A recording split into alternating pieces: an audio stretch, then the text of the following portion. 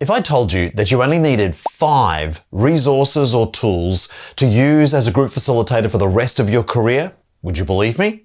Would you like to know what those 5 things are? In this video, I'm going to share with you what I always carry with me for every single presentation, keynote, and workshop that I deliver anywhere in this world. And they all fit inside this bag.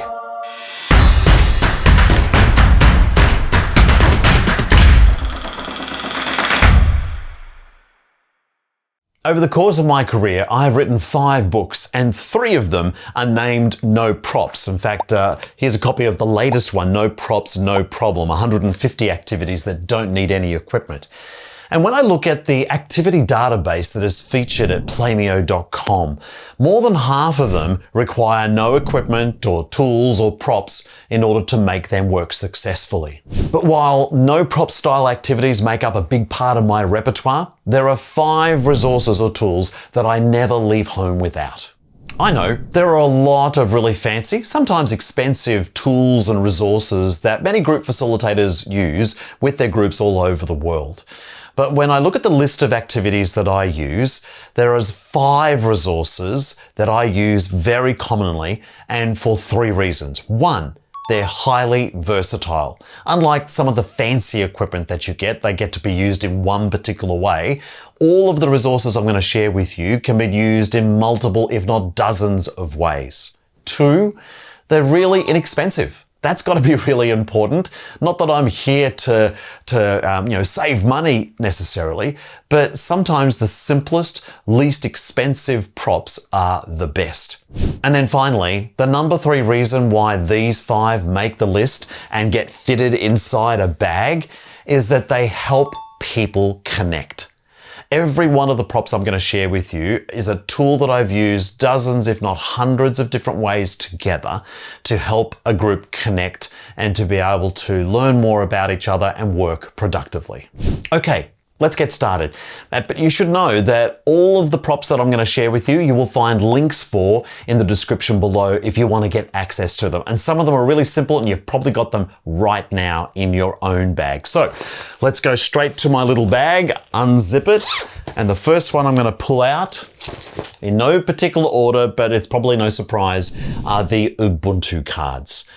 This is probably the most versatile tool that I've ever used that helps people connect. Again, go to the notes below in the description to be able to learn more about this. But inside there's a set of instructions that'll tell you at least 18 or 20 different ways that you can use this set of cards.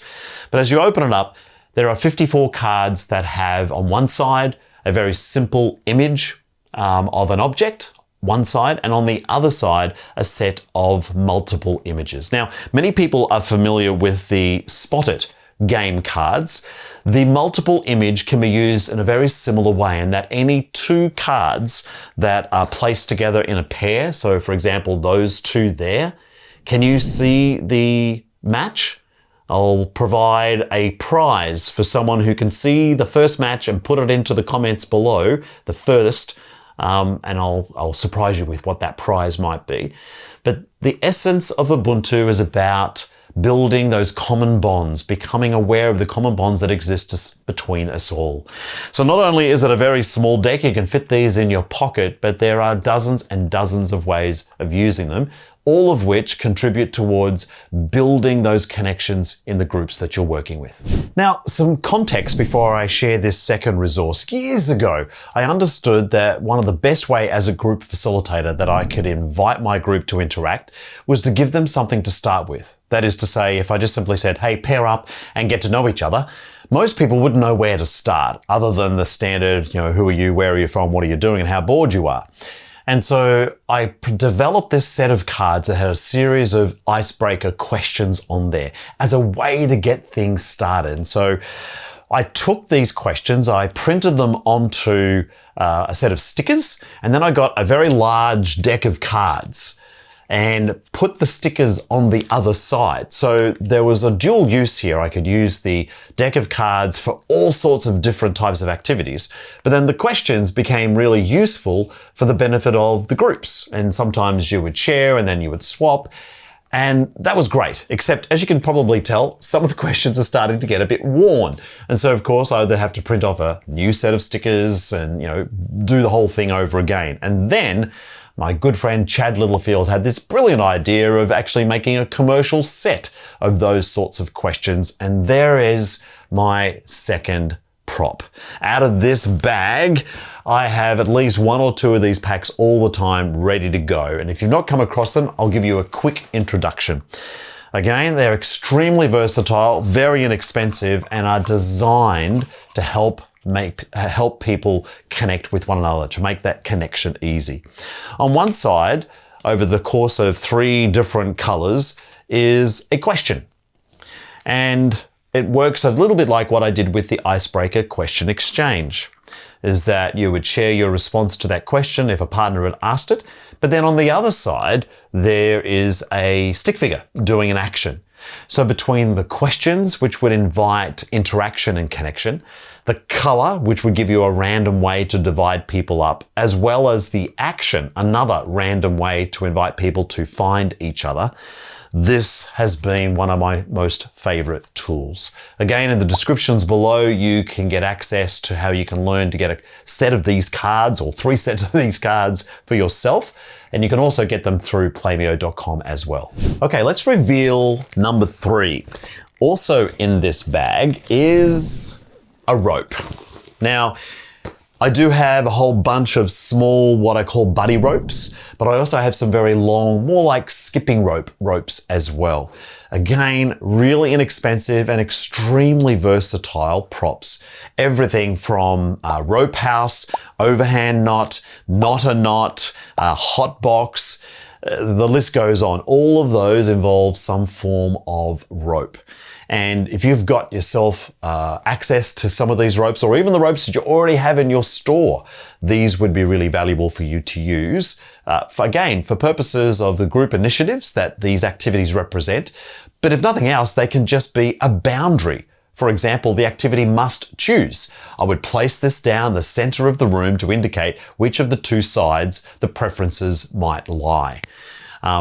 Always lots of different ways that these can be used to create areas that people stand, or maybe safe areas. You can never not have enough reasons to have a rope in your bag.